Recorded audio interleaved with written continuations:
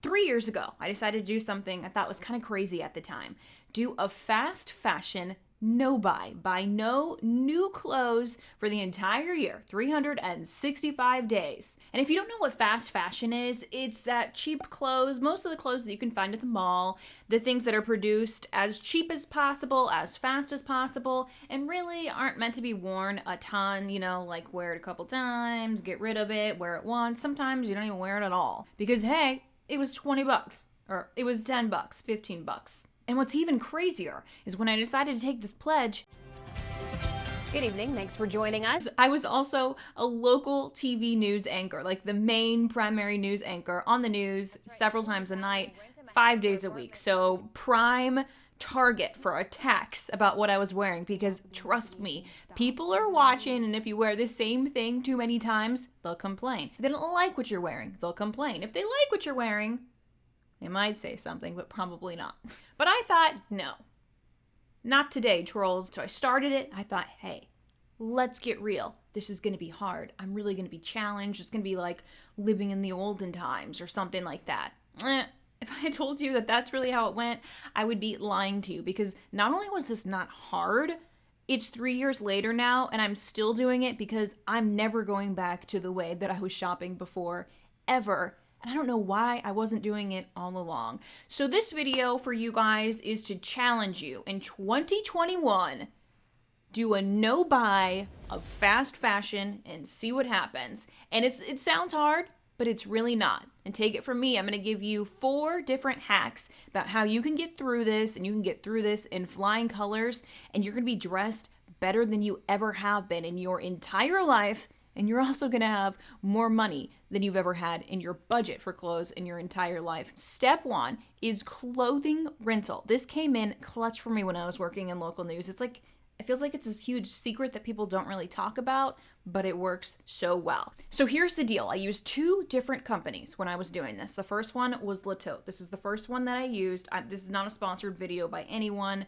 They're a good company. There were some problems that I had, but overall, I was happy with my experience renting from them continuously with an unlimited plan for over a year. Basically, they have a website full of all this stuff. You get to scroll through. It's a lot like online shopping. You pick out what you want. You get several bags throughout the month, depending on how quickly you send things back. So it's always rotating. And then when you're waiting for those clothes to come back to you, that's when you would wear the clothes that you already have. And I wore this a ton for the local news. I even told people that I was doing it, like, my clothes are rented, because I had no problem with it. I mean, if I'm going to be wearing something new all the time, why do I need to own it? If I just need to use it for my appearance, a tool for my appearance, doesn't mean it needs to be in my closet. The second service that I used was Rent the Runway. They have plans where you can rent more than one thing, and I would usually always go for that, because then you can rent different options, and the price is going to be about the same as just renting one piece for the most part, depending on what you're renting. Next hack, this one is going to be obvious: secondhand. I would start out with consignment stores like Plato's Closet, Clothing Mentor, Buffalo Exchange if you're brand new to the whole thrifting thing, because those things have been curated, and for the most part, they don't have any flaws. Somebody from the store has looked them over before they put them out on the floor, and they are current items. So chances are you're probably going to find something that you like faster. The prices are not going to be as great as thrift stores. They're going to be a little bit higher unless you're there on a sale day, but it's a great place to start thrifting so you don't get overwhelmed and just quit this whole thing. Next step after consignment stores, I would say online consignment stores like ThredUp, where you could look for something really specific if that's what you need. If you're looking for a red dress, you can just search red dress on their search engine. Similar to the consignment stores, these have all been, for the most part, checked over by someone. They don't accept everything that gets sent in, and you're getting the item from the company directly, so you don't have to worry about an individual doing something shady on the way. You're basically buying from a company in this case.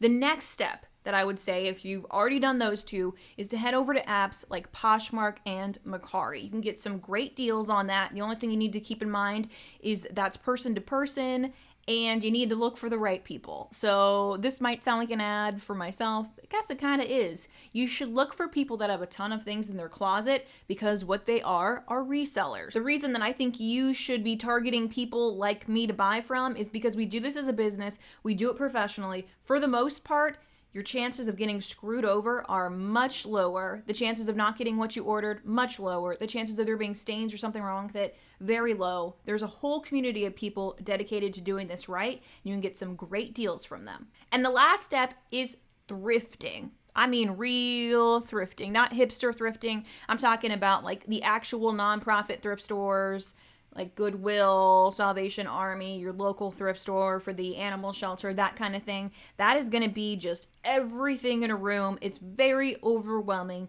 when you first start out because literally, if you've just been shopping at a mall, you're going to go from seeing 30 styles to literally thousands of styles because everything is different. And I'm going to be honest, there is going to be a lot of crap that you're going to have to shuffle through. But this is the cheapest way to get clothes because you can definitely find some awesome clothes there. My third secret, this is the funnest one, refashioning. I am talking about doing a little DIY. You're thinking probably, I don't know about that. That sounds like I'm going to look like a garbage person. And if I wore everything that I had tried to make outside, I would look like a garbage person. But pretty often you come along some hits and nobody knows you made it yourself. And honestly, because you created it in your mind, those are the pieces that you remember and wear again and again because you made it just the way that you wanted it. So to get started with this stuff, this is what I think you should do. You should go into your closet, look for something that you're not wearing, put it on, look at yourself in the mirror and ask yourself, why don't I wear this? What is it that I don't like about this? Is it too baggy on me? Is it too tight? Do I not like the sleeves? Are they too long? Are they too short?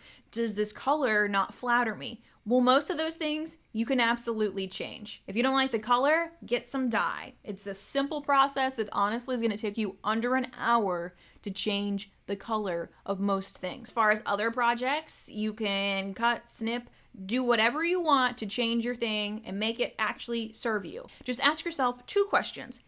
Why is this not serving me now? And how could it be serving me in the future? And see if it's something you can do yourself. You probably can. It might not end up the best, but hey, if you fail, it's something you weren't wearing anyways, and at least you entertained yourself for a little bit, right? My last hack is only going to work for people that want to do this. This is an optional one, but it is to start reselling. Hear me out. I know this is a scandalous topic by some people nowadays. We've already talked about rental companies and thrifting. What I have found, and the reason I started reselling, is you can make your own rental company for super cheap and actually make money from it. If you buy something at the thrift store that you like for your event, you wear it a couple of times because that's all you were planning to wear it anyways, and you bought that shirt for $4, then you post it on a place like Poshmark and Mercari for $20, if it's a high quality, desirable brand. Not only do you get that money back, but you get more money. So what I've learned from 3 years of doing a fast fashion no-buy is that it saves you money, it helps the environment, it can teach you a whole new set of DIY skills that actually become very useful with sewing, and it's supporting the workers who are making clothes that are not getting treated properly by avoiding giving money to those companies. So those are my 4 secret hacks to doing a fast fashion no-buy in 2021. You can do this. I believe in you, and if you want to get support along the way, definitely subscribe to my channel. I have several videos about most of these topics, and hey, if you want to learn how I thrift, why don't you hit the button for this video right here. It's going to be a thrift with me, and I'm going to show you what you can expect before you go into a thrift store. Thank you guys for watching. I believe in you. You can do this challenge, no fast fashion in 2021. Good luck, and I will see you later.